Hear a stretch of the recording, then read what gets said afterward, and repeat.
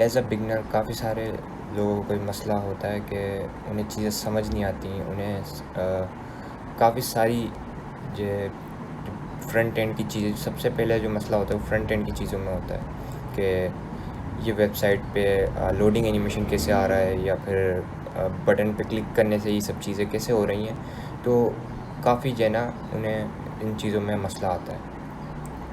तो मेरी कोशिश ये होगी कि हम साथ मिलकर कुछ प्रोजेक्ट्स बनाएं फ्रंट एंड के, जिसमें सिर्फ हम HTML CSS और जावास्क्रिप्ट का इस्तेमाल करेंगे। तो उनको बनाते बनाते मैं काफ़ी जो चीज़ें मैं इस्तेमाल कर रहा हूँ उनको काफ़ी इन डेप्थ जो है ना क्लियर करूँगा, उन्हें समझाऊँगा। तो उसके लिए रिक्वायरमेंट बस इतनी होगी कि आपको बेसिक HTML CSS आए, और कोशिश करूँगा मैं जावास्क्रिप्ट भी थोड़ी बहुत आपको बेसिक से समझा सकूँ। तो इसके बाद जब मेन हमारा जो मिशन है वो ये है कि हम HTML CSS JavaScript front end से शुरू करेंगे, फिर उसके बाद हम PHP एज अ बैकएंड सही है उसको समझेंगे, उसको देखेंगे, डेटाबेसिस को देखेंगे।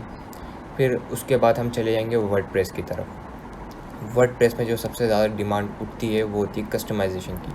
मैं उस कस्टमाइजेशन की बात नहीं कर रहा कि आपने एक प्लगइन उठाया, इंस्टॉल करा, उसको कॉन्फ़िगर कर लिया, या फिर थीम आपका है उसके थीम ऑप्शंस में जाके आपने कुछ चेंजेस कर लिए। नहीं, मैं उन चेंजेस की बात नहीं कर रहा। मैं बात कर रहा हूँ कस्टम इंटीग्रेशन की, कस्टम फीचर डेवलपमेंट की, या फिर कस्टम आप ये कह लें साइट स्पेसिफिक प्लगइन्स की, या फिर साइट स्पेसिफिक थीम।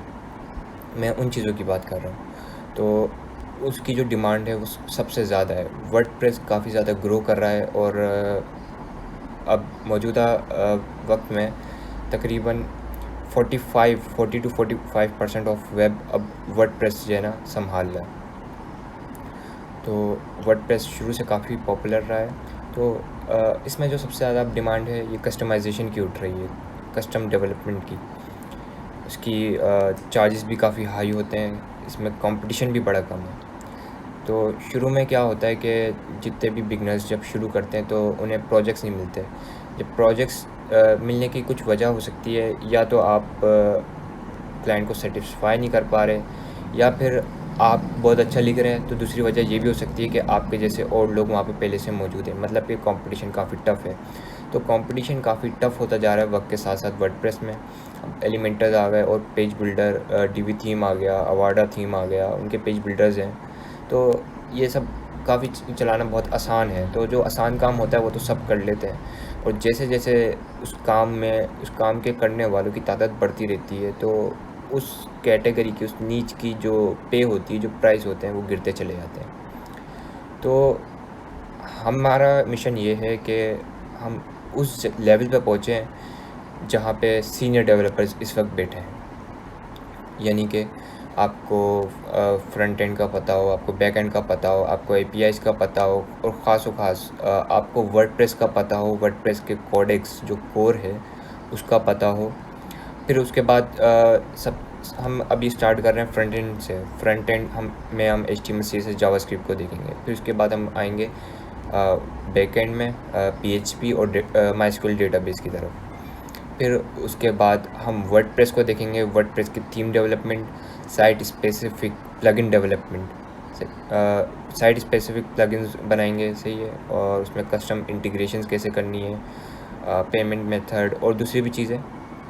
फिर उसके आगे हम बढ़ेंगे जो फ्रंट एंड फ्रेमवर्क्स हैं उनकी तरफ। Vue.js उसमें जो जो मुझे काफ़ी ज़्यादा पसंद है।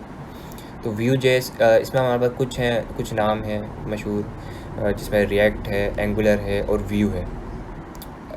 रिएक्ट के पीछे फेसबुक है, फेसबुक इसे मैनेज कर रही है, और एंगुलर के पीछे गूगल है, तो गूगल एंगुलर को मैनेज कर रहा है। लेकिन व्यू में एंगुलर और रिएक्ट इन दोनों की खुसूसियात मौजूद हैं। तो ये काफ़ी इसके पीछे कोई बड़ा नाम नहीं है, तो ये काफ़ी फिर भी बड़ा कोई इसके पीछे जायंट ना होने के बावजूद भी इतना पॉपुलर है।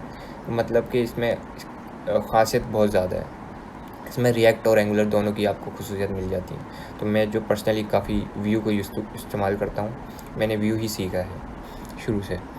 तो ये हमारा प्लान है। मेरी कोशिश ये होगी कि हर चीज़ आपको जो है ना बेसिक से एडवांस लेवल तक समझ आए।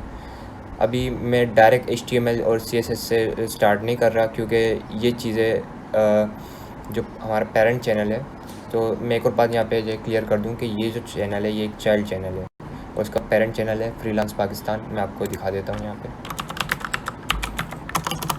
फ्रीलांस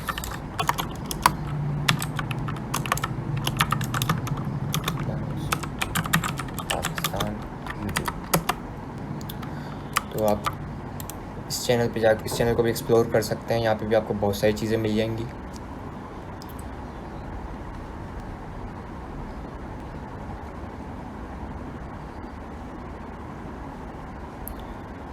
तो यहाँ अगर आपको बेसिक से HTML CSS और जावास्क्रिप्ट ये सब कुछ अगर यहाँ पे सीखना है तो मैं आपको बता दूँ, ये theme WordPress theme and plugin development की ये प्लेलिस्ट है। यहाँ से आपको वीडियोस वगैरह मिल जाएंगी। तो मैं इसको यहाँ पे ऑफ कर देता हूँ। तो यहाँ पे फारूक शाह ने काफ़ी डिटेल में तमाम चीज़ों को बेसिक से एडवांस लेवल तक यहाँ पे जो मैनेज किया है और काफ़ी अच्छी तरह इसको जो डिटेल में एक्सप्लेन करा है। तो आपको HTML अगर सीखनी है तो मैं यहाँ से बता दूँ आपको, यहाँ टास्क 28 से HTML5 जो कि लेटेस्ट वर्जन है HTML का, सही है, HTML5 टास्क 28 से शुरू हो रही है और ये टास्क 33 तक हमारे पास यहाँ पे HTML5 है। फिर उसके बाद से CSS 34 पे शुरू हो रही है, टास्क 34 पे CSS 3 जो कि CSS का लेटेस्ट वर्जन है CSS 3। टास्क 34 से ये स्टार्ट हो रही है और ये अपना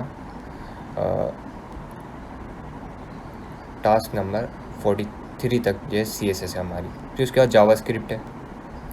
तो यहाँ पे आपको जो है इन तमाम चीज़ों की बेसिक मिल जाएगी।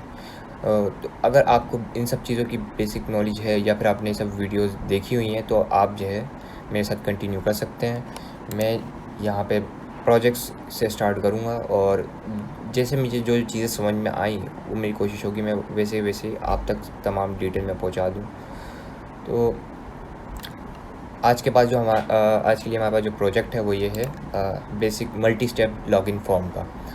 लॉगिन फॉर्म में या फिर कोई भी फॉर्म होता है तो सिंपली उसमें जो तमाम फील्ड्स होती हैं वो आपको एक ही साथ दी हुई होती हैं। लेकिन मैं इसको एक दफ़ा रिफ्रेश कर लूँ तो यहाँ पे ये मल्टी स्टेप में ये होता है कि आप स्टेप में जो फॉर्म को फिल करते हैं। तो हमारे पास पहला स्टेप है यूज़र नेम का, सही है। फिर उसके बाद अगर हम नेक्स्ट पे करते हैं तो ये देखें इसने कह दिया कि जो ना user name can not be empty, यानी कि आपको यूज़र नेम में कुछ ना कुछ डालना होगा। मैं यहाँ पे अपना नाम डाल देता हूँ।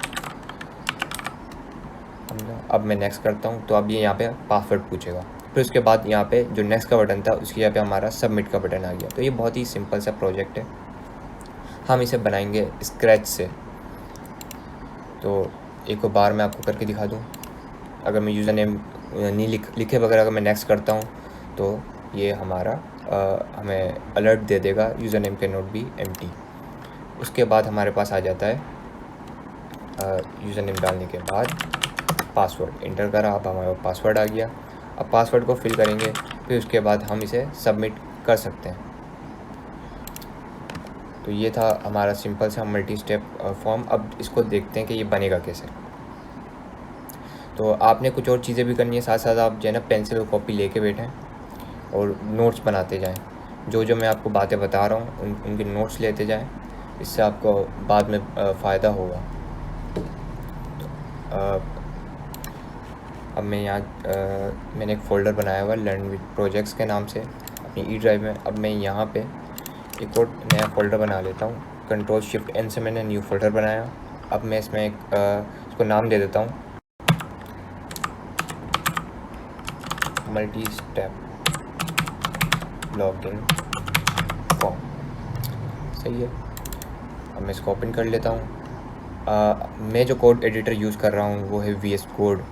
तो अगर आपके पास वो इंस्टॉल नहीं है तो यहाँ गूगल पे आप सिंपली सर्च कर सकते हैं VS कोड। तो ये आपको यहाँ डाउनलोड पे जाके आपको यहाँ से ये मिल जाएगा, आप इसे डाउनलोड करें, इंस्टॉल करें। तो तो मैं जो कोड एडिटर यूज़ करने वाला हूँ वो है VS कोड। और अगर आपके पास ये डाउनलोड नहीं हुआ है तो आप विंडोज़ के लिए यहाँ से डाउनलोड कर सकते हैं। लिनक्स और मैक के लिए भी यहाँ पे वर्जन अवेलेबल है। आप इसे डाउनलोड करें, इंस्टॉल करें। फिर उसके बाद हमारे पास नेक्स्ट स्टेप जो होगा वो हमें कोड एडिटर अपना जो हमारे प्रोजेक्ट का फ़ोल्डर है मल्टी स्टेप लॉगिन फॉर्म, तो हम इसमें अपना कोड एडिटर को ओपन कर लेंगे। तो मैं यहाँ पे राइट क्लिक करा मैंने और यहाँ पे मेरे पास ऑप्शन आ गया ओपन विद कोड। या फिर एक और तरीका है कि आप जिस फ़ोल्डर में मौजूद हैं और आप इसी फ़ोल्डर में अपना कोड को ओपन करना चाहते हैं VS कोड को, तो आप यहाँ पे सिंपली सर्च बार में आप लिखें CMD। सही, CMD मतलब कमांड प्रॉम्प्ट। सही है, इसको इंटर करें। अब आपके पास ये कमांड प्रॉम्प्ट खुल जाएगी। अब यहाँ पे आप लिखें कोड स्पेस डॉट आप इंटर करेंगे। इस फोल्डर के साथ आपका ये VS कोड ओपन हो जाएगा। मैं यहाँ पे कमांड प्रॉम्प्ट को क्लोज कर देता हूँ। तो हम लोग स्टार्ट करने वाले हैं। सबसे पहले हम अपनी index.html की फ़ाइल बनाएंगे जिसमें हमारा सारा HTML होगा। index.html मैं यहाँ पे एमिट की मदद से एक HTML की बॉयलर प्लेट लगा देता हूँ। तो यहाँ पे ज़्यादा कुछ नहीं है, आप चाहो तो इसे सिंपल कॉपी भी कर सकते हो। यहाँ पे मेटा और मेटा टाइटल ये भी दिया। मैं टाइटल जो हमारे पेज का टाइटल होगा मैं इसे मल्टी स्टेप लॉगिन फॉर्म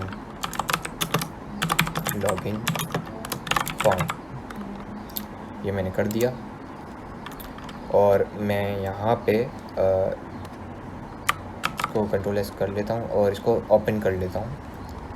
तो हम लाइव सर्वर का भी इस्तेमाल कर सकते हैं, लेकिन मैं यहाँ पे मैनुअली इस फाइल को ओपन कर लेता हूँ। अगर आपके पास अगर आप इसे ओपन करते हो और या तो ये माइक्रोसॉफ्ट एज में खुल रहा है या किसी और ब्राउज़र में खुल रहा है, तो और आपके पास क्रोम डाउनलोड है तो क्रोम डाउनलोड आपके पास पहले होना चाहिए। अगर क्रोम डाउनलोड है और उसके बाद भी ये किसी और ब्राउज़र वगैरह पे फ़ाइल ओपन हो रही है HTML की, तो आप इसको ओपन विद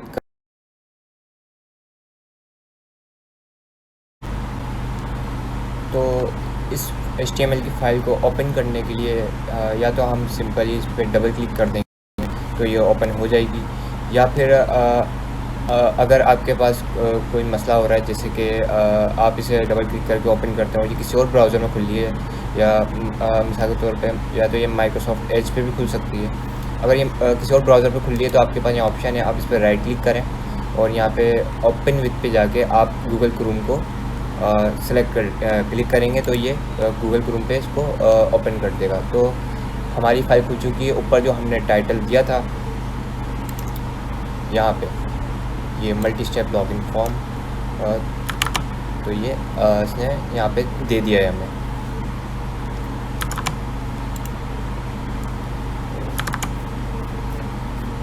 अगर आपको ये नहीं पता कि मैं इन दोनों फाइल में स्विच कैसे कर रहा हूँ, तो मैं इस वक्त ऑल्ट और टैब की को प्रेस करके ये मैं इन दोनों फाइल में स्विच कर रहा हूँ। तो ऑल्ट और टैब की दबाने से होता ये है कि जो भी आपने रिसेंट फाइल खोली होगी, जैसे कि अभी मैं इस वक्त मैं VS कोड पे हूँ और उससे पहले मैंने क्रोम खोला हुआ था, तो अब इससे पहले की जो फाइल थी ये मुझे उस पर स्विच कर देगा। अब जैसे मैं ऑल्ट और टैब दबाऊँगा तो ये क्रोम पे आ गए। तो ये छोटी छोटी टिप्स हैं, इनको भी नोट कर लें आप अपने पास। अब इसके बाद अब हमें जो काम करना है वो सबसे पहला हमारा काम होगा, हम CSS का एक फ़ोल्डर बनाएंगे।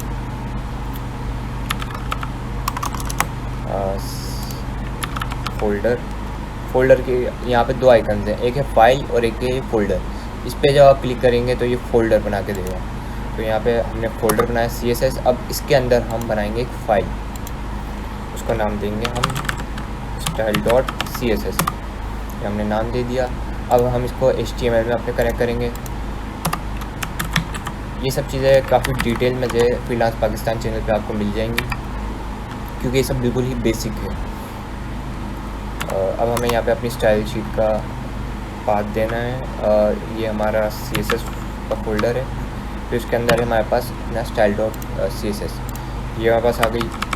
अब इस फाइल को चेक करने का क्या तरीका है कि कनेक्ट हुई या नहीं हुई। तो आप आ जाएं यहाँ पे, क्रोम को रिफ़्रेश करें।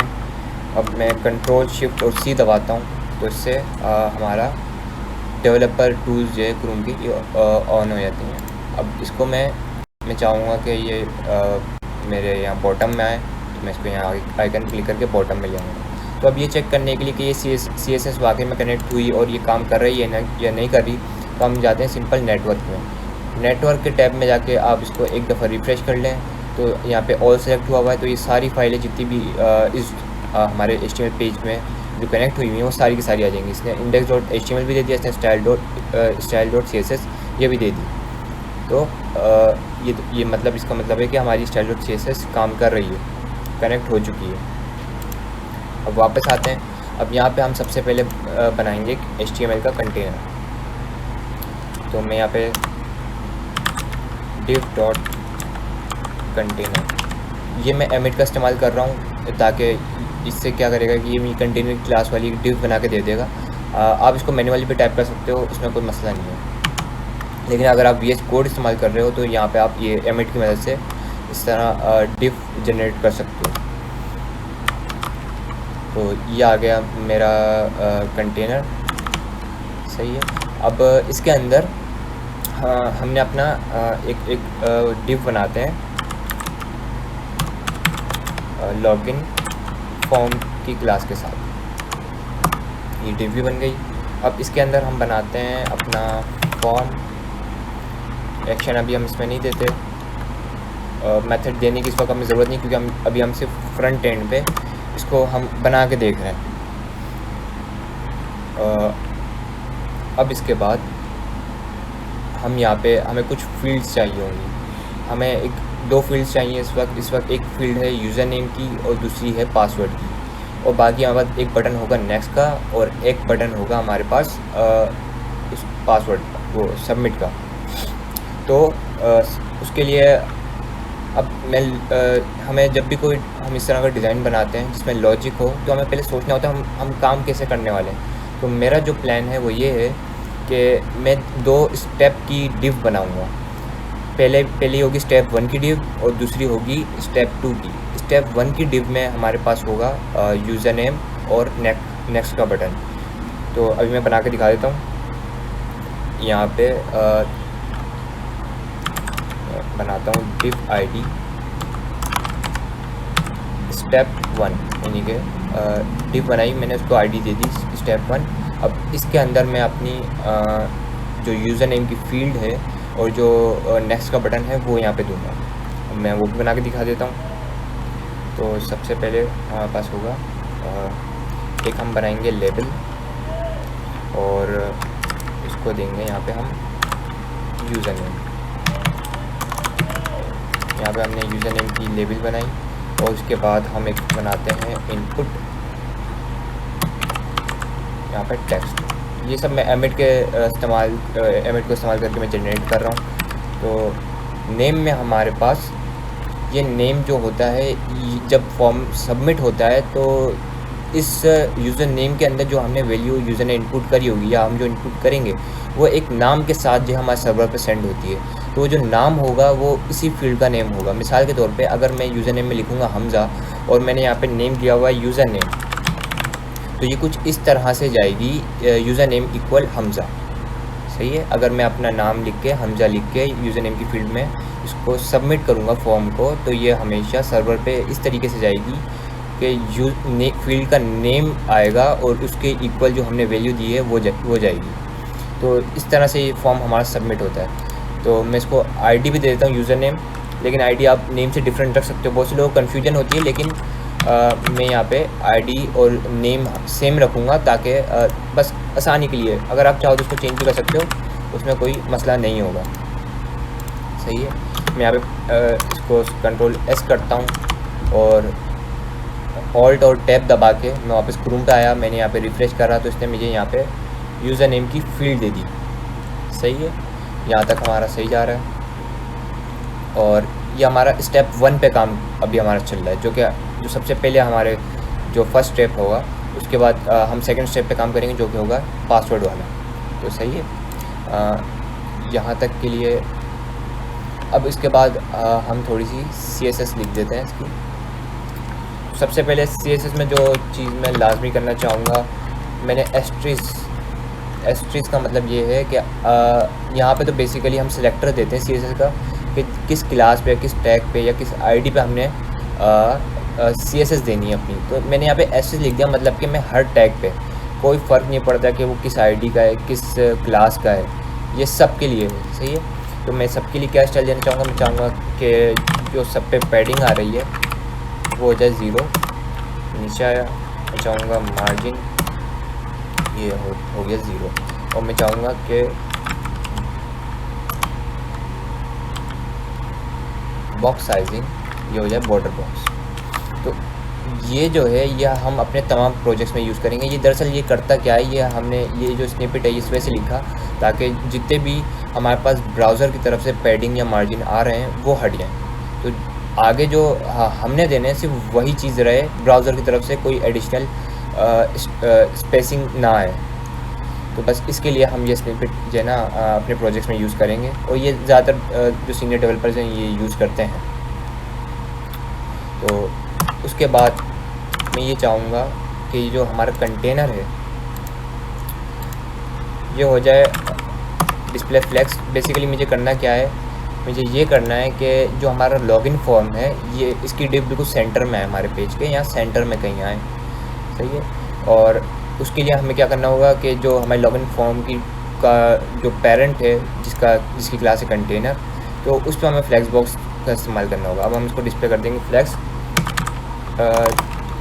जस्टिफाई कंटेंट सेंटर और अलाइन आइटम्स, ये हो गए सेंटर।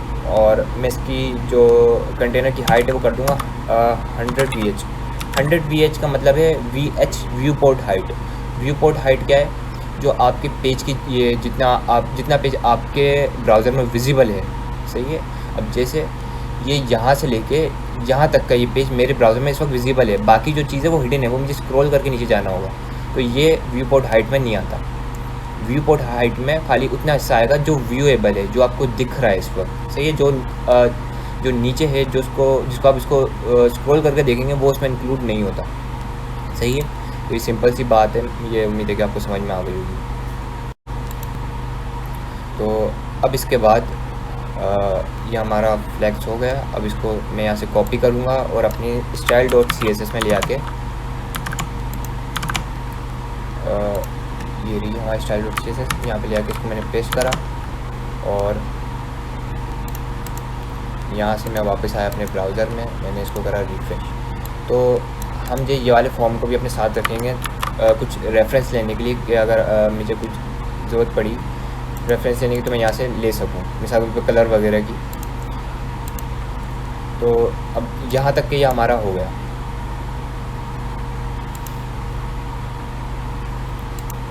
अब मैं ये चाहूँगा कि जो हमारी लेबल है ये फुल विड्थ पे आए, और जो हमारे पास ये जो फील्ड है ये नीचे आ जाए।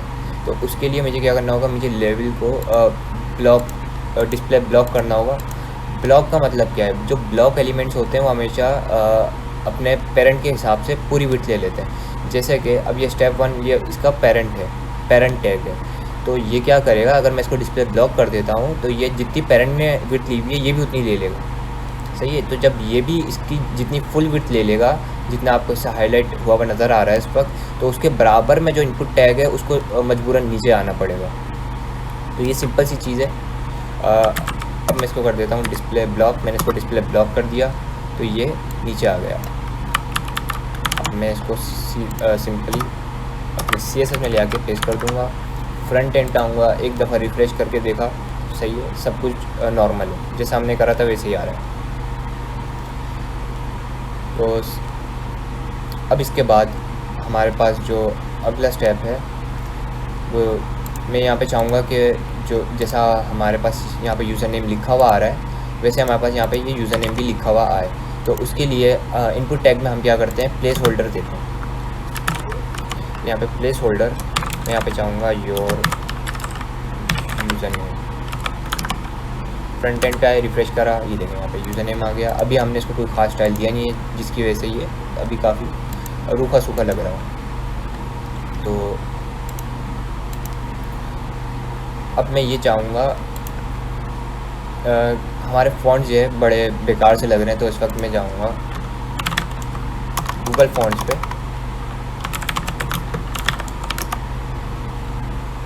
और यहाँ से मैं वो एक फ़ॉन्ट उठा लूँगा। मैं यहाँ से एक फ़ॉन्ट ले लेता हूँ, पॉपिंस। काफ़ी अच्छा फ़ॉन्ट है, काफ़ी चलता है। आप रोबोटो भी ले सकते हैं, मॉन्स्टेरेट भी ले सकते हैं, जोन सा आपको मर्ज़ी हो वो आप ले लें। मैं यहाँ से पॉपिंस का रेगुलर वर्जन उठा लूँगा।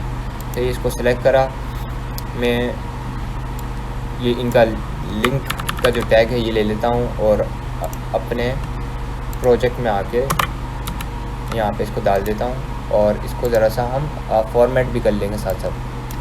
सेलेक्ट करा, टैब की प्रेस करी, तो ये अब ये फॉर्मेट हो गया। इसको सेव करा और अब हम अपने प्रोजेक्ट में आते हैं और यहाँ पर रिफ्रेश करते हैं, लेकिन यहाँ पे हमारे पास फ़ॉन्ट नहीं आया। फ़ॉन्ट हमारा वैसे को वैसा ही है। तो उसके लिए हमें CSS में जाते हैं, इसकी CSS की प्रॉपर्टी को कॉपी किया। अब हम क्या करेंगे, सिंपली इसको हम पूरी बॉडी पे अप्लाई कर देंगे। तो उससे क्या होगा कि बॉडी के अंदर जितने भी एलिमेंट्स हैं हमारे, क्योंकि हमारा सारा जो काम होता है वो बॉडी के अंदर ही आता है, तो ये उस पर ये फ़ॉन्ट स्टाइल अप्लाई हो जाएगा। यहाँ से Ctrl+S करा, फ्रंट एंड पे आए, रिफ़्रेश करा और ये देखें, ये आपने देखा कि ये फ़ॉन्ट हमारा चेंज हो गया। तो अब हम आते हैं यहाँ पे, मैं यहाँ से बैकग्राउंड कलर देखना चाहूँगा कि मैंने बैकग्राउंड कलर यहाँ पे क्या यूज़ करा है। तो यहाँ पे है ये, मैं चाहूँगा कि मेरे ये कंटेनर का बैकग्राउंड कलर मैं थोड़ा सा ऑफ वाइट रखूँ। सही है, ये हो गया। इसको भी मैं कॉपी कर लेता हूँ। मैं आऊँगा अपने प्रोजेक्ट में और कंटेनर की क्लास में इसको पेस्ट कर दूँगा। वापस आया फ्रंट एंड पे। अभी हमें कुछ ज़्यादा ख़ास फ़र्क भी पता चल नहीं रहा, क्योंकि ये बहुत ही हल्का सा ऑफ, यानी कि थोड़ा हल्का है इसमें जो है ना, डार्क है ये हल्का सा। अब मैं ये चाहूँगा कि ये जो हमारे पास ये डिव है इसको मैं थोड़ा सा स्टाइल दूँ। तो अब मैं यहाँ पे आया, मैं इसका सबसे पहले बैकग्राउंड कलर दूँगा बिल्कुल प्योर वाइट जो हमारे पास होता है, FFF। सही है। अब आप यहाँ पे फ़र्क जो है उसको देख सकते हैं, जो डिफरेंस है उसको देख सकते हैं। मैं यहाँ पे पैडिंग देना चाहूँगा 30 पिक्सल। सही है। और इसकी मैं विड्थ देना चाहूँगा, विड्थ दूँगा मैं 100%। सही है, 100%। और इसकी जो मैक्स विड्थ है, मैक्स विड्थ 400 पिक्सल।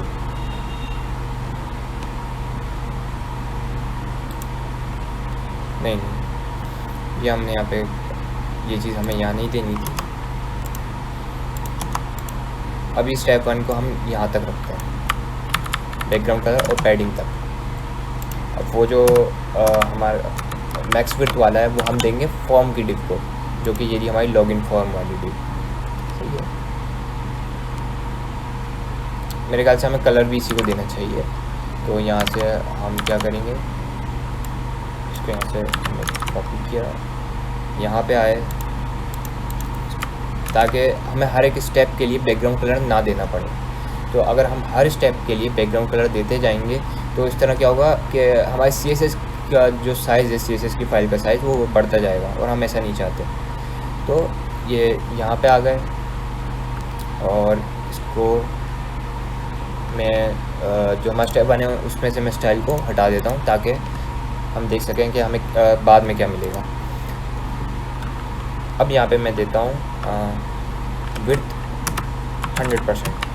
तो अब आपने देखा कि ये 100% हो गई, लेकिन मुझे खाली इसको विड्थ देनी है 400 पिक्सल की। तो मैं यहाँ पे करता हूँ मैक्स विड्थ 400 पिक्सल। सही है, बिल्कुल ठीक। अब इसको हम कॉपी करते हैं, अपनी CSS में आएंगे और यहाँ पे इसको कर दिया हमने पेस्ट। फ्रंट एंड पे आए, एक दफ़ा रिफ्रेश करके देखा, सही है, सब कुछ ठीक है। अब हम यहाँ पे थोड़ा सा ये बॉर्डर और जो बॉक्स शेडो है वो भी हम यहाँ से ले लेते हैं।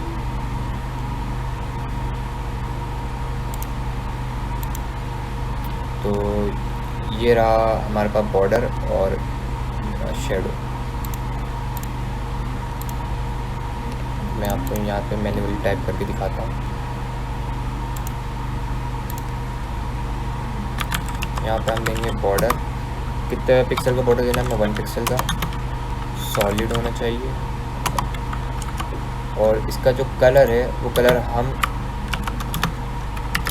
वो अपनी रेफरेंस में से कॉपी कर लेते हैं। ये रहा इसका कलर 2E या E2। हाँ, तो अब यहाँ पे लाके हमने इसको कलर को पेस्ट करा, ये हमारा बॉर्डर आ गया है। अब इसके बाद हमें चाहिए बॉक्स शेडो, हमें शेडो देना है बैकग्राउंड में। बॉक्स शेडो ये आ गया। अब शेडो की जो वैल्यू है हमारे पास, इसको मैं यहाँ से सिंपल कॉपी कर लेता हूँ और यहाँ पे बॉक्स शेडो यहाँ पे लाके मैंने इसकी वैल्यू को पेस्ट कर दिया। तो ये हमारे पास हो गया बॉर्डर और शेडो, बॉक्स शेडो। अब मैं इसको यहाँ पे लाके सिंपली पेस्ट कर देता हूँ। तो क्या हुआ, तो अब ये सिंटेक्स ठीक है। अब मैं इसको यहाँ पे आता हूँ, रिफ्रेश करा, सही है। अब ये जो इनपुट है इसको हम थोड़ा सा स्टाइल दे देते हैं।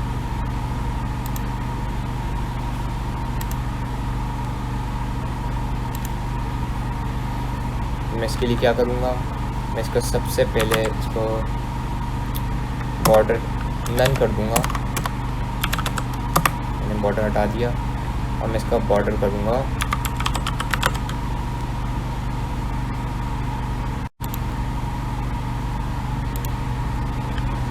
और अब मुझे खाली इसमें देना है बॉर्डर बॉटम, सही है। बॉर्डर मैं कर दूँगा बॉर्डर बॉटम। बॉटम पे हमें कितना देना है, 1 पिक्सल सॉलिड। और इसका जो कलर है वो मैं यहाँ रेफरेंस में से अपनी देख लेता हूँ। यहाँ से ये रही हमारी इनपुट फील्ड और यहाँ मैंने कितना यूज़ करा है, ये रहा हमारा कलर।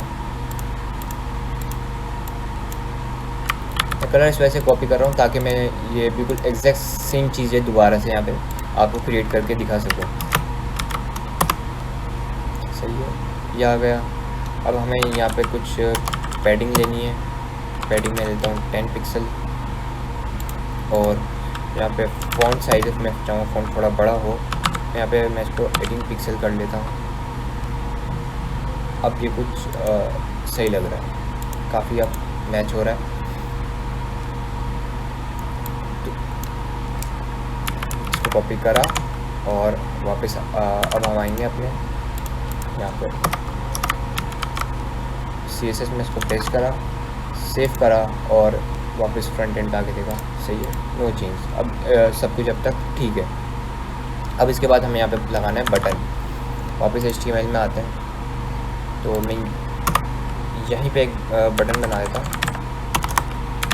बटन मैं इसकी ID दूंगा नेक्स्ट, क्योंकि ये जो बटन होगा ये हमें नेक्स्ट स्टेप पे लेके जाएगा। तो मैंने तो ID दे दी नेक्स्ट की और इसको इसमें टेक्स्ट दे दिया नेक्स्ट का। तो ये सब बेसिक चीज़ें हैं, ये सब आपको आप अगर आपको बेसिक HTML आता है तो आप ये समझ रहे होंगे कि मैं ये सब क्या कर रहा हूँ। तो बटन ID अब ये नेक्स्ट। अब लेकिन मैं ये चाहता हूँ कि ये हमारे पास नीचे आए।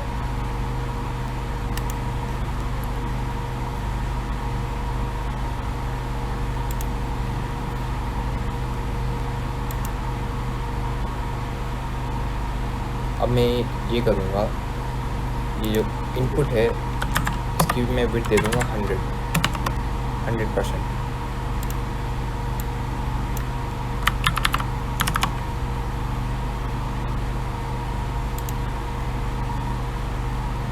इनपुट यूज़र नेम विड्थ हो गई 100%। तो अब जब ये इसने 100% ले ली तो अब नेक्स्ट के बटन के पास क्योंकि उसे और जगह नहीं मिली तो इसलिए वो नीचे आ गया।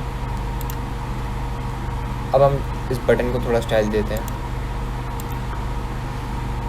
सबसे पहले मैं इसको थोड़ा सा मार्जिन टॉप देना चाहूँगा 20 पिक्सल। इसको मैं विड्थ दूंगा 100%। ये बॉर्डर नन कर दूँगा क्योंकि ये बॉर्डर नहीं चाहिए। बैकग्राउंड कलर इसको कुछ भी करता हूँ मैं, यहाँ से अपनी रेफरेंस में यहाँ से देख लेता हूँ। और ये रहा हमारे पास कलर, बैकग्राउंड कलर भी आ गया हमारे पास। और मैं इसको जो टेक्स्ट का कलर है वो मैं देना चाहूँगा बिल्कुल प्लेन वाइट। टेक्स्ट कलर दे दिया। और यहाँ पे अब मैं देता हूँ पैडिंग मैंने दे दी 20 पिक्सल, सही है, 15 सही है। मैंने यहाँ पे कितनी ली है, यहाँ पे मैंने 10 पिक्सल की पैडिंग ली है, यहाँ पे भी मैं 10 ही कर लूँगा। और इसका मैं फ़ॉन्ट साइज़ कर लेता हूँ 20 पिक्सल, ये सही रहेगा।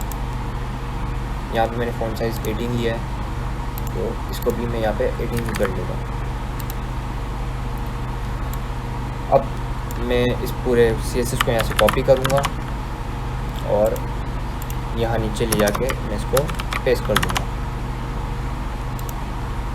तो यह हमारा अभी स्टेप 1 जो है वो बिल्कुल तैयार हो चुका है।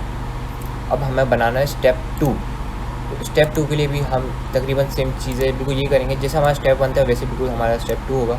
तो मैं इस पूरे स्टेप 1 को, ये देखिए स्टेप 1 की डिप यहाँ से शुरू हो रही है, यहाँ पे ख़त्म हो रही है। तो मैं पूरे के पूरे स्टेप 1 को नीचे कॉपी कर लूँगा। तो उसके लिए मैं यहाँ पे करता हूँ Ctrl+C, यहाँ से स्पेस इंटर करा और नीचे आके इसको पेस्ट कर दिया। तो अब हम बेसिकली इसको स्टेप 2 कर देंगे। यहाँ पे जो हमें फील्ड चाहिए थी वो होगी पासवर्ड की, तो मैं इसको शॉर्ट में लिख देता हूँ पास, और मैं यहाँ पे पूरा लिखूँगा पासवर्ड, सही है। तो यहाँ पे नेम में मैं पास डाल देता हूँ, आईडी में मैं पास डाल देता हूँ, और प्लेस होल्डर में योर पासवर्ड। अच्छा, तो अब यहाँ पे जो हमारा लास्ट का बटन होगा उसमें ये होगा सबमिट का। तो अब सबमिट के लिए जब भी आप फॉर्म को सबमिट का बटन बनाते हैं तो उसमें हमें एक चीज़ देनी होती है, उसमें हमें टाइप बतानी पड़ती है बटन की कि ये जो बटन है ये सबमिट करेगा, यानी कि हमारे फॉर्म को सबमिट करेगा। तो यहाँ पर टाइप इक्वल सबमिट दे देंगे। तो इस बटन पे जब हम क्लिक करेंगे तो हमारा फॉर्म सबमिट होगा। उसकी आईडी मैं देना चाहूँगा पास की, बल्कि नहीं, मैं इसकी आईडी देना चाहूँगा सबमिट, क्योंकि सबमिट का बटन है। और यहाँ पे हमारा टेक्स्ट हो जाएगा सबमिट।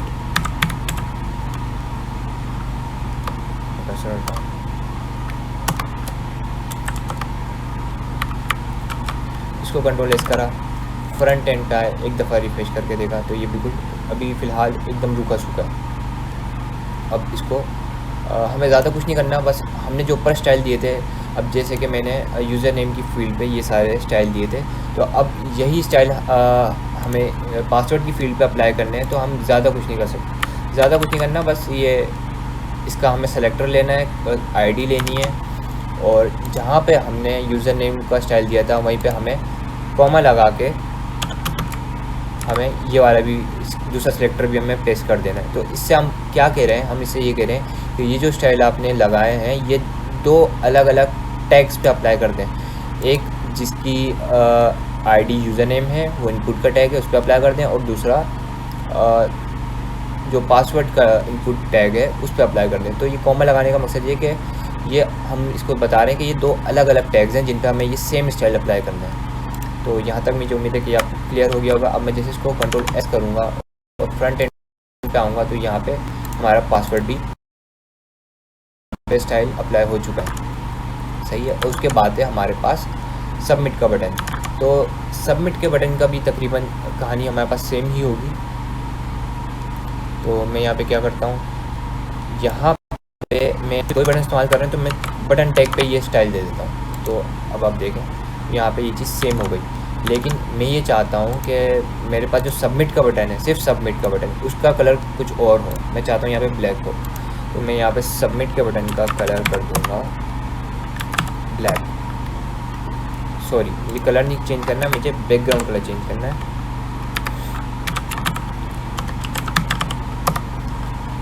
अब ये बिल्कुल ठीक है। यहाँ से मैं इसकी CSS कॉपी करूँगा और ये यहाँ पे हमने इसको पेस्ट कर दिया।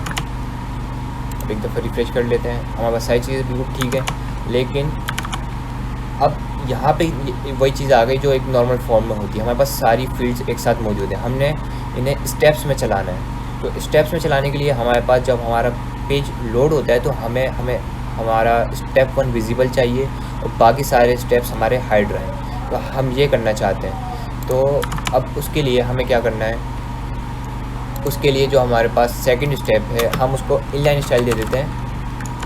हम इसको कह देते हैं कि आप इसे डिस्प्ले नन कर दें, यानी कि इसको गायब कर दें, इसको हाइड कर दें। डिस्प्ले नन का मतलब ये है कि ये हाइड हो जाएगा, ये मौजूद तो रहेगा लेकिन ये दिखेगा नहीं। तो इस तरीके से अब हमारे पास खाली स्टेप 1 हमारे पास आ गया। अब हमारे पास अगला जो काम होगा वो हमारे पास सारा काम होगा हमारे जावास्क्रिप्ट का। अब हमें जावास्क्रिप्ट से कुछ ऐसा करना है कि ये जो हमारा स्टेप 1 है इस पे से इनलाइन स्टाइल जो है डिस्प्ले ब्लॉक हो जाए। डिस्प्ले ब्लॉक से क्या होगा कि ये विजिबल हो जाएगा, दिखने लगेगा। तो ये डिस्प्ले ब्लॉक हो जाए और स्टेप 1 जो है हमारा ये डिस्प्ले नन हो जाए। तो इस तरह क्या होगा कि ये स्टेप 1 गायब होकर इसकी जगह पे आ जाएगा स्टेप 2, यानी कि हम एक स्टेप आगे बढ़ जाएंगे। तो ये हमारी सिंपल सी लॉजिक है जो हम जावास्क्रिप्ट से इम्प्लीमेंट करेंगे। तो अब जावास्क्रिप्ट हमें अपने प्रोजेक्ट में इंक्लूड करनी है, तो उसके लिए सबसे पहले मैं ये रिकमेंड करूँगा कि आप जावास्क्रिप्ट के भी एक अलग से फ़ोल्डर बना लें। मैं खाली बनाता हूँ JS और मैं इसमें स्क्रिप्ट इंक्लूड करूँगा script.js। आप नाम कुछ भी रख सकते हो, लेकिन नॉर्मली आपको, क्योंकि आप अगर दूसरे प्रोजेक्ट देखोगे तो वहाँ पे भी एक यही चीज़ आपको देखने को मिलेगी इसी नाम के साथ, जो क्योंकि बहुत कॉमन है तो इस वजह से हम भी इसको यूज़ करेंगे। अब ये हमने फाइल तो बना दी है लेकिन ये अभी हमारे HTML से कनेक्ट नहीं हुई, तो हमें इसको कनेक्ट के लिए यहाँ पे एंड में डालना होगा। एंड में क्यों डालना होगा, क्योंकि जो हमारी जावास्क्रिप्ट होती है उसके ज़रिए हम अपने HTML टैग्स में या फिर हमारे HTML में चेंजेस करते हैं, या फिर HTML पे जो हमारे स्टाइल लगे हुए उनमें कुछ ना कुछ चेंजेस करते हैं। तो अगर जो जावास्क्रिप्ट है वो सबसे पहले लोड हो जाती है तो वो उसको HTML मिलेगा ही नहीं। तो जब उसको HTML मिलेगा ही नहीं तो वो ये उसकी शिकायत होगी कि अब मैं चेंजेस करूँ ही किस में, क्योंकि वो पहले आ गया और उसको HTML मिलेगा ही नहीं। सही है, अगर हम इसको बिल्कुल हेड में डाल देते हैं तो इस तरह से काफ़ी सारे मसले भी हो सकते हैं। तो जो रिकमेंडेड है प्रो की तरफ से, जो प्रो डेवलपर्स हैं उनकी तरफ से जो रिकमेंडेशन है वो यही है कि आप हमेशा अपनी स्क्रिप्ट्स हैं, जो जावास्क्रिप्ट है वो हमेशा बॉडी के क्लोजिंग टैग से पहले डालें। ये बॉडी का क्लोजिंग टैग है और उससे पहले हम यहाँ पे अपनी स्क्रिप्ट बना लेते हैं। उसको मैं सोर्स दे देता हूँ। अब सोर्स में मुझे इसका पाथ डालना होगा कि ये जावास्क्रिप्ट हमें कौन सी कनेक्ट करनी है। अब मैं इसको बता दूँ कि हमारी जावास्क्रिप्ट जो हमें कनेक्ट करनी है वो कहाँ पे पड़ी हुई है। तो हमारे पास सबसे पहले जावास्क्रिप्ट का फोल्डर है, फिर उसके अंदर हमारी ये देखेंगे इसने बता भी दिया कि script.js आपके पास फोल्डर में पड़ी हुई। मैं टैब दबाऊँगा और ये सिलेक्ट हो गई। इसको कंट्रोल एस करता हूँ। जावास्क्रिप्ट को कनेक्ट करने के लिए बस हमें इतना ही करना होगा। तो कंट्रोल एस करा। अब अगर हमें फिर से ही चेक करना है कि भाई ये कनेक्ट हुई या नहीं हुई, तो हम वापस आएंगे, रिफ्रेश करेंगे, नेटवर्क के टैब में आएंगे। ये देखें यहाँ पे हमारे पास script.js ये हमारे पास सेम नाम से हमें फाइल मिल गई, मतलब कि हमारे जावास्क्रिप्ट कनेक्ट हो गई है। तो अब हमें जावास्क्रिप्ट लिखनी है अपनी। यहाँ पे आ जाते हैं। तो जावास्क्रिप्ट या तो हम वेनिला जावास्क्रिप्ट से भी काम कर सकते हैं, या तो हम यूज़ कर सकते हैं jQuery। जो वर्डप्रेस जो है हमारा स्टैंडर्ड वर्डप्रेस है, हम वर्डप्रेस को देखते हुए काम करेंगे। वर्डप्रेस अभी तक jQuery को यूज़ कर रहा है एज एन ऑफिशियल लाइब्रेरी। तो जावास्क्रिप्ट से अगर आप वेनिला जावास्क्रिप्ट से लिखते हैं तो आपको कोड ज़्यादा लिखना पड़ता है, और अगर आप सेम काम को करने के लिए jQuery का इस्तेमाल करें तो वो बनिस्बत कम कोड में ही आपका काम हो जाता है। तो मैं सबसे पहले मैं चाहूँगा कि मैं अपने प्रोजेक्ट में jQuery को इंक्लूड करूँ। तो उसके लिए मैं यहाँ पे लिखूँगा jQuery CDN। यहाँ से मुझे जो है jQuery का CDN लिंक मिल जाएगा। CDN लिंक मतलब ये जो jQuery का कोड है ये किसी और सर्वर पे पड़ा हुआ है और आपको उसका URL मिल जाता है, आपको उसका लिंक मिल जाता है, तो आप उसे अपने प्रोजेक्ट में इंक्लूड कर सकते हैं। बगैर उसे डाउनलोड करें। यानी कि अब आपके प्रोजेक्ट में ये डाउनलोड नहीं हुआ हुआ, लेकिन आप फिर भी इसे यूज़ कर सकते हो। तो मैं यहाँ पे मिनीफाइड वर्जन लूँगा jQuery का। इसने मुझे पूरा स्क्रिप्ट का टैग दे दिया। अब मैं इसको कॉपी कर लेता हूँ। मैं जाऊँगा सीधे अपने प्रोजेक्ट में और इसे सबसे ऊपर, सबसे पहली, अगर आप jQuery यूज़ कर रहे हो, आपके प्रोजेक्ट में jQuery इस्तेमाल हो रही है, तो सबसे पहली जो स्क्रिप्ट आपके प्रोजेक्ट में कनेक्ट होनी चाहिए, वो सबसे पहली स्क्रिप्ट jQuery की होनी चाहिए।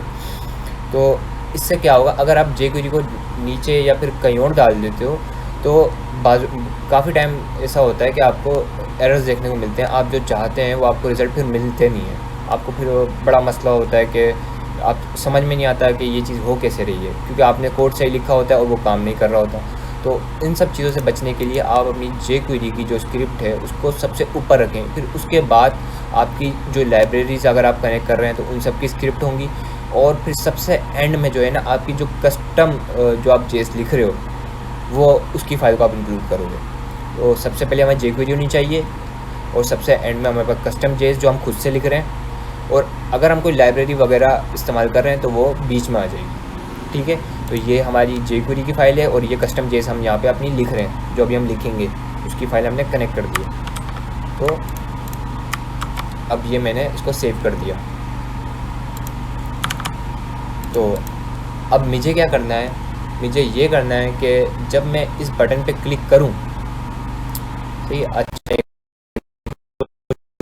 चीज़ करूँगा कि जब आए तो हमारा कर्सर चेंज हो जाए। जब हम कर्सर माउस लाएं अपना, तो यहाँ पे इसको चाहूँगा कर्सर पॉइंटर। तो जब मैं कर्सर को पॉइंटर कर दूंगा बटन पे, तो ये जब भी मैं बटन माउस लाऊंगा तो ये इस तरह से हमारा ये बता रहा है, ये हमें इंडिकेट कर रहा है कि ये क्लिकेबल बटन है। तो ये UX यूज़र एक्सपीरियंस के पॉइंट से मतलब कि ये काफ़ी अच्छा है। इस तरह की चीज़ें यूज़र को पता चल जाएगा कि आप वो उस बटन पे क्लिक कर सकता है। और एक दफ़ा रिफ़्रेश करके देख लेते हैं, तो ये सही काम कर रहा है। तो अब हमें ये करना है कि जब मैं इस बटन पे क्लिक करूं, तो हमारा स्टेप 1 की जो CSS है वो हो जाए डिस्प्ले नन, और स्टेप 2 की हो जाए डिस्प्ले ब्लॉक, जिससे स्टेप 1 गायब हो जाएगा और स्टेप 2 दिखने लगेगा। तो अल्टीमेटली हुआ क्या कि आप एक स्टेप आगे बढ़ गए, आप स्टेप 1 से स्टेप 2 की तरफ बढ़ गए। तो अब मैं इसको जावास्क्रिप्ट से करूँगा। तो चूँकि हम jQuery का इस्तेमाल करेंगे अब इस चीज़ को करने के लिए, तो jQuery में जब भी आप jQuery का कोड लिखें तो उसमें आपको एक चीज़ अपने लिए आप फर्स्ट समझ लें, इस लाइन को लिखना, jQuery डॉक्यूमेंट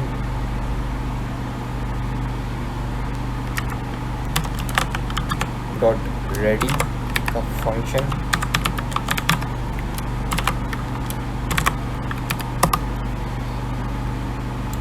तो इतनी चीज़ है आप jQuery में अपने आप पे फ़र्स्ट समझ लें जब भी आप jQuery के प्रोजेक्ट पे काम कर रहे हैं। तो बेसिकली ये करेगा क्या, jQuery को ये जो आपका अब आपका जो भी कोड आएगा वो यहाँ पे आएगा, सही है। तो जितना भी आप कोड लिखेंगे वो आप इन कर्ली ब्रैकेट्स के बीच में लिखेंगे, जितना भी आपका jQuery का कोड होगा। तो उससे क्या होगा कि जब भी आप वेबसाइट लोड होगी, तो जैसे ही आपका HTML लोड हो जाएगा, तो उसके बाद ही आपकी जावास्क्रिप्ट एग्जीक्यूट होगी, यानी कि ये काम करेगी उस वक्त, उसके बाद काम करना शुरू करेगी। सबसे पहले आपने पेज ओपन करा, आपकी HTML लोड हुई, CSS लोड हुई, तो HTML CSS लोड होने के बाद, HTML लोड होने के बाद मेनली, तो HTML लोड होने के बाद ये चल पड़ेगा हमारा ये जावास्क्रिप्ट का कोड। इस फंक्शन का खाली इतना ही काम है।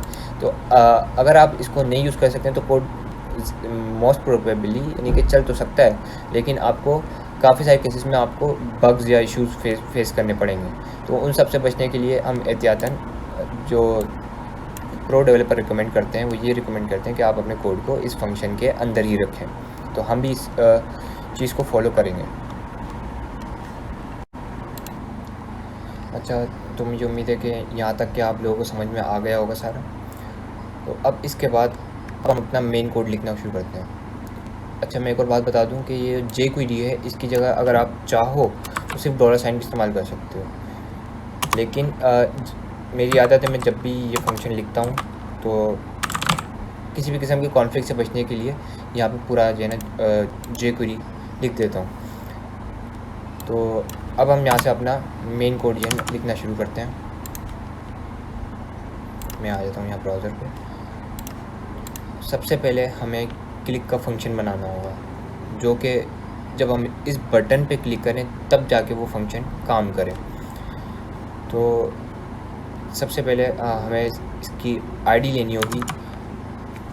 तो उसको क्लिक का जो फंक्शन है वो बनाने का तरीका ये है कि सबसे पहले आपने jQuery लिखना है। सही है, आपने डॉलर लिखा, इसका मतलब ये है कि ये jQuery का कोड है। सही है, अब jQuery में आपने कोट्स देनी है, डबल कोट्स या सिंगल कोट्स। मैं ज़्यादा सिंगल कोट्स इस्तेमाल करता हूँ। तो सिंगल कोट्स में अब आपने ये बताना है कि ये जो कोड है ये किस टैग के लिए। ये हम ये चाह रहे हैं कि हमारा ये जो बटन है जिसकी आईडी नेक्स्ट है, हम उस पर क्लिक करवाएं तो आगे कुछ उस पर हो। तो हमने यहाँ से उसकी आईडी ले ली। तो यहाँ से आईडी का, क्योंकि ये जो jQuery है हमारी CSS सेलेक्टर की मदद से, जैसे कि हम CSS में सेलेक्टर लिखते हैं, हमें आईडी देनी होती है। तो हम उसको हैश के साइन से जो है ना उसको इंडिकेट करते हैं कि भाई ये हमारी आईडी है। और अगर क्लास होती है तो हम उसको डॉट से करते हैं, डॉट से जो है ना डिफाइन करते हैं कि भाई ये हमारी, ये जो हमने लिखा है ये क्लास है। तो इसी तरह हमने इसको बताया कि जो नेक्स्ट की जो आईडी है बिल्कुल CSS की तरह, जैसे हम CSS में करते हैं। सही है, हमने हैश का साइन डाला और नेक्स्ट, इसका मतलब ये है कि ये इस आईडी वाला टैग, नेक्स्ट की आईडी वाला टैग। सही है, अब हम आगे लगाते हैं क्लिक का फंक्शन। क्लिक का फंक्शन में राउंड ब्रैकेट्स होते हैं, ये सब आपको पता है। अब इसके अंदर हम एक और फंक्शन बनाने वाले हैं जो कि इस पे क्लिक होने के बाद चलेगा। सही है, तो अब हम ये जब भी आपको कोई क्लिक इवेंट आपने करना हो कि भाई इस चीज़ पे क्लिक हो तो ये हो जाए, तो वहाँ पे आपको jQuery का ये वाला कोड ज़रूर लिखना होगा। ये वाला कोड आप अपने मल्टीपल प्रोजेक्ट में यूज़ कर सकते हैं चेंजेस करके। मतलब कि आपने अब वहाँ पे आप किसी और प्रोजेक्ट में इस्तेमाल कर रहे हैं तो वहाँ पे कोई और आईडी इस्तेमाल हो रही है तो आप वो आईडी चेंज कर लें। यहाँ पे क्लास यूज़ हो रही है तो उस क्लास को यहाँ पे चेंज कर लें। बाकी क्लिक का फंक्शन ये ऐसे ही रहेगा। अब हम यहाँ पे लिखते हैं कि जब इस पर क्लिक हो तो हमारा सबसे पहले हम इसको चेक करते हैं कि काम कर रहा है नहीं कर रहा। हम इसको करते हैं अलर्ट। अलर्ट का फंक्शन लगाते हैं। मैं यहाँ पे लिखता हूँ क्लिक्ड, यानी कि क्लिक। तो जब मैं इस पर क्लिक करूँगा तो इसे एक अलर्ट शो करना चाहिए जो इसमें लिखा होगा क्लिक्ड। सही है, अब मैं यहाँ पे आता हूँ, उसको रिफ्रेश करा, मैं इस पर जैसे क्लिक करता हूँ तो उसने बोला क्लिक्ड। सही है, तो अगर आप यहाँ पे देखें तो यहाँ पे एक और चीज़ हो रही है।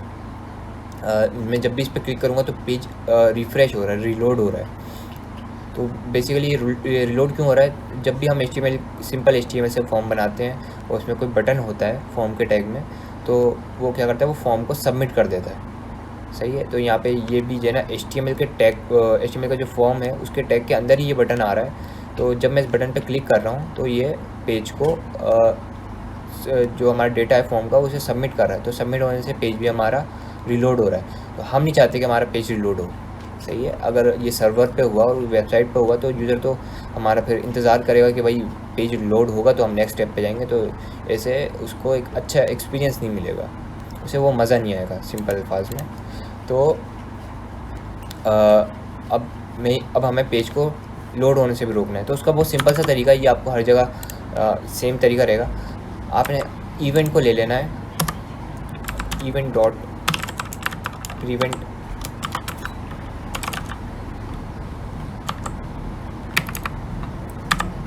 इवेंट डिफ़ॉल्ट का फंक्शन। तो या अगर आपको ये नहीं समझ में आ रहा कि ये क्या काम कर रहा है तो मैं आपको सिंपली बता दूं कि जब भी आप इस पर क्लिक करते हो तो जो हमारे क्लिक से, सही है, जो नॉर्मल एक्शन होने वाला है जो कि नॉर्मली होना चाहिए, जैसे कि इस HTML के फॉर्म के अंदर अगर बटन है तो उस पर क्लिक हो तो उसे नॉर्मली क्या करना चाहिए, उस फॉर्म को सबमिट करना चाहिए। तो हम क्या कर रहे हैं कि जो उसके नॉर्मल आदात हैं हम उसको कह रहे हैं कि उसको नहीं होने दें, यानी कि उसको रोक लो होने से। तो उसको HTML फॉर्म के अंदर इस बटन को क्या करना चाहिए कि ये इसको फॉर्म को सबमिट करना चाहिए। लेकिन अब हमने ये चीज़ लगा दी है प्रीवेंट डिफ़ॉल्ट वाला फंक्शन, तो उससे क्या होगा कि जब हम इस पर क्लिक करेंगे तो ये सबमिट नहीं होगा, ये रुक जाएगा, सबमिट होने से रुक जाएगा। तो इस तरह हमारा पेज भी रिफ़्रेश नहीं होगा। उसको यहाँ पे सेव करा और यहाँ पे वापस आए, इसको नेक्स्ट पे क्लिक करा, उसने क्लिक और यहाँ पे पेज हमारा रिफ़्रेश नहीं हुआ। मैं एक और दफ़ा करके दिखा देता हूँ। नेक्स्ट पे क्लिक करा, क्लिक ओके, लेकिन पेज हमारा रिफ़्रेश नहीं हुआ। तो अगर आपको इस तरह की चीज़ें अगर आपको ढूंढनी हो, आपको प्रोजेक्ट में चाहिए कि भाई आप चाह रहे हो कि मेरा जो फॉर्म है वो क्लिक करने पे सबमिट ना हो, तो मैं इस तरह की आप जो है गूगल सर्चेस कर सकते हैं। मैं दिखाता हूँ मैं किस तरह करता हूँ। तो मैं कुछ इस तरह लिखता, अगर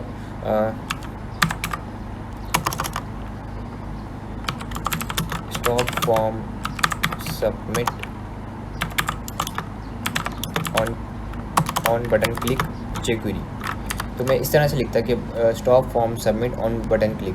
तो ये क्योंकि हम jQuery कोड लिख रहे हैं तो इसलिए हमने एंड में लिख दिया jQuery। तो अब ये हमें कुछ रिजल्ट दिखा देगा। स्टैक ओवरफ्लो इस मामले में काफ़ी मशहूर है, यहाँ पे आपको तकरीबन सारे ही चीज़ों के सोल्यूशन मिल जाते हैं। तो यहाँ पे किसी ना किसी जो इनका सवाल है, how to prevent button from submitting form, बिल्कुल यही मसला हमारे साथ है।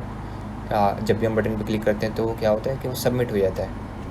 तो यहाँ पे देखें, एक हल ये भी है कि टाइप इक्वल बटन, और यहाँ पे किसी ना किसी ने ये देखें, यहाँ पे उन्होंने फंक्शन में इवेंट लिया और इवेंट डॉट प्रीवेंट डिफ़ॉल्ट का फंक्शन लगा दिया।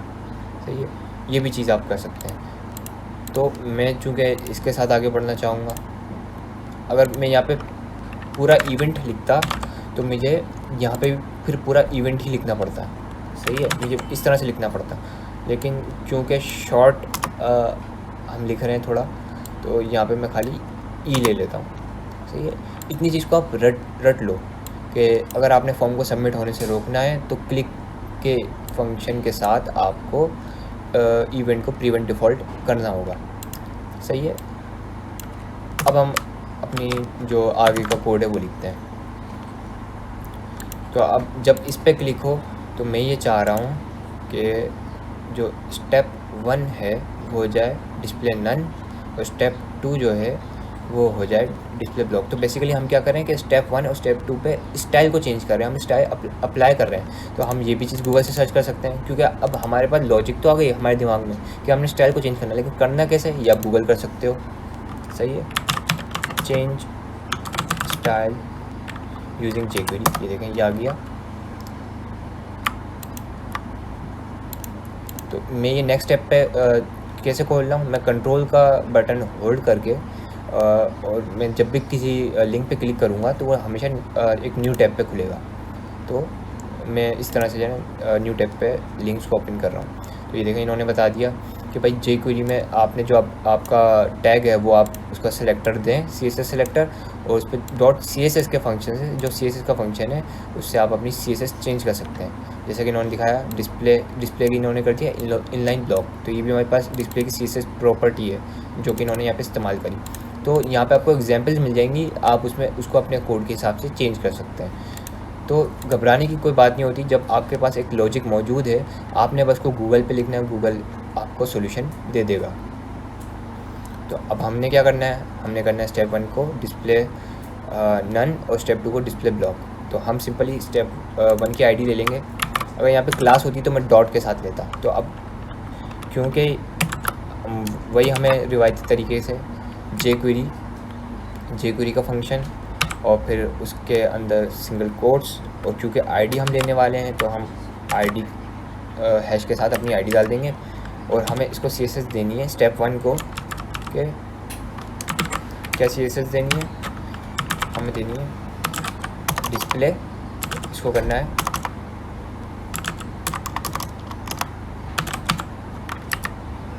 इसको करना है डिस्प्ले नन। सही है, अब इसको सेव करता हूँ मैं और फ्रंट एंड तक एक दफ़ा रिफ्रेश करके देखते हैं। तो हमने नेक्स्ट पे क्लिक करा तो ये देखें, ये स्टेप 1 आपने यहाँ पे नज़र रखनी है, ये हो गया डिस्प्ले नन हो गया स्टेप 1। अब दोबारा से एक और दफ़ा करके देखते हैं। अब स्टेप 1 पे नज़र रखना, तो ये क्या करेगा, लाइन एक और दफ़ा मैं करके दिखा देता हूँ। जैसे पेज अब हम पेज लोड करा और जैसे हम इस पर क्लिक करेंगे नेक्स्ट पे, तो आप यहाँ स्टेप 1 पे नज़र रखना, ये हो गया डिस्प्ले नन। तो ये काम हमने करा, लेकिन हमने खाली इसको डिस्प्ले नन नहीं करना स्टेप 1 को, हमने स्टेप 1 को डिस्प्ले नन करके स्टेप 2 को डिस्प्ले ब्लॉक करना है ताकि वो दिखे। तो डिस्प्ले ब्लॉक हो जाएगा तो क्या होगा, वो दिखने लगेगा। तो ये कुछ इस तरह से हो जाएगा। फिर अब मैं आपको ये अपने CS जो हमारी jQuery है उसमें करके दिखाता हूँ। हमने ज़्यादा कुछ नहीं करना, हमने बस इसी कोड को एक अलग तरीके से दोबारा से यूज़ करना है। पहले हमने स्टेप 1 को डिस्प्ले नन करा था, अब हम यहाँ पे करेंगे स्टेप 2 को डिस्प्ले ब्लॉक। डिस्प्ले ब्लॉक से क्या होता है कि जो भी हमारे पास HTML है मतलब कि वो दिखने लगेगा अगर वो हाइड हुआ हो। तो इसको वापस रिफ्रेश करते हैं। तो अब हम जैसे ही अपने नेक्स्ट के बटन पर क्लिक करते हैं तो ये क्या हुआ, आपने देखा कि ये जो हमारा स्टेप 1 था ये हो गया डिस्प्ले नन और ये हो गया हमारे पास डिस्प्ले ब्लॉक। तो फिर से रिफ्रेश करते हैं। यूज़र नेम अब मैं यहाँ पे कुछ डालता हूँ। तो लेकिन जो हमने अपनी यहाँ पे देखा, जब हम खाली यूज़र नेम को वो करते हैं सबमिट, तो ये हमें एक अलर्ट दे देता है कि नहीं भाई ये चीज़ नहीं हो सकती, user name can not be empty. तो उसके लिए हम क्या करेंगे, हम सबसे पहले चेक करेंगे कि क्या हमारे पास जो यूज़र नेम वाली इनपुट है उसकी वैल्यू कहीं खाली तो नहीं है। सही है। तो अब उसके लिए हम जो इनपुट की वैल्यू चेक करनी होगी हमें। तो हम इनपुट की वैल्यू कैसे निकालें कि भाई इसमें कुछ है या नहीं है। तो उसके लिए भी हम जो है ना ये कर सकते हैं, check if input is empty jQuery। या हम चेक करना चाहते हैं कि कहीं हमारी जो इनपुट है वो खाली तो नहीं है। तो अब उसका भी यहाँ पे आपको तरीका मिल जाएगा। ये देखें, सही है। If not this dot well, जो वैल्यू का जो फंक्शन है वो किसी भी इनपुट टैग की वैल्यू को निकालने के लिए इस्तेमाल होता है। सही है। तो अब हम कुछ इस तरीके से कर सकते हैं इसका इस्तेमाल। तो सबसे पहले हमें यहाँ पे फिर से क्या करना होगा,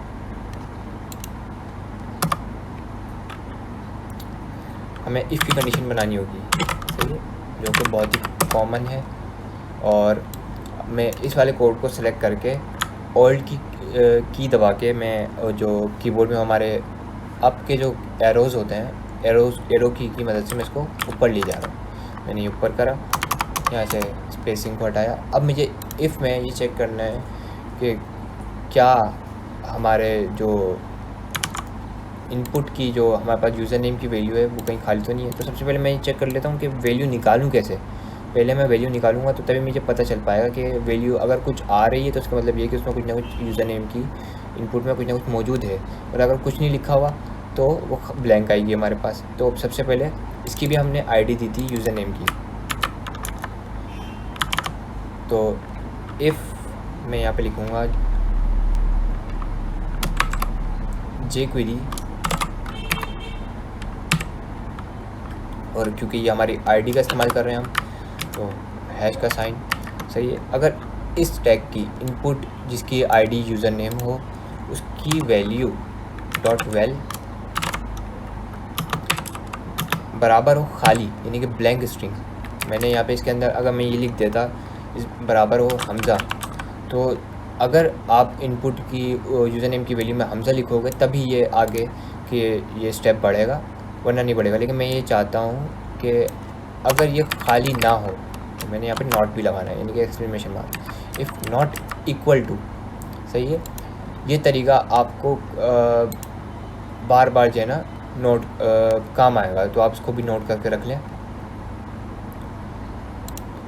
अगर यूज़र नेम की वैल्यू, सही है, खाली ना हो, सही है, यानी कि स्ट्रिंग में मैं बता रहा हूँ कि बिल्कुल ब्लैंक स्ट्रिंग दे दी मैंने यहाँ पे, तो ये खाली ना हो तो ही जो है ना ये हमारा स्टेप 2 जो है ना हमारा चलेगा, यानी कि हमारा स्टेप आगे बढ़ेगा। तो मैं सेव करता हूँ, मैं इसको आया यहाँ पे रिफ़्रेश करा, यहाँ पे मैं इसको अब खाली देके अब मैं खाली क्लिक कर रहा हूँ। तो ये क्या हो रहा है, ये आगे तो नहीं बढ़ रहा, लेकिन इसे हमें बताना भी चाहिए कि भाई क्यों आगे नहीं बढ़ रहा, तो ताकि एक अच्छा यूज़र एक्सपीरियंस भी हम बना पाएँ। तो उसके लिए